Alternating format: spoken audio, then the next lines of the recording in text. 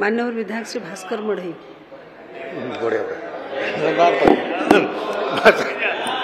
बाचस्पति महोदय संक्षिप्त नहीं सांगे सांगे पचार दूची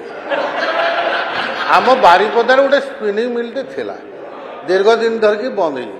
मोर कहवा कथा हूँ तत्कालीन सरकार बहुत आईटीआई डिप्लोमा डिग्री पिलांकु से ट्रेनिंग देकी एम्प्लॉय करार सुजोग देते तेणु मोर कहवा कथा हूँ माननीय मंत्री को आमर नुआकरी गोटे स्पिनिंग मिल बारिपदार हो से आईटीआई डिप्लोमा पिला मानकु नियुक्ति मिलू एटा ही आपण माध्यम मंत्री महोदय मान्यवर बाचस्पति महोदया मान्यवर वरिष्ठ विधायक जो कथा रखिले निश्चित भाव में खाली तांको निर्वाचन मंडली रे नुह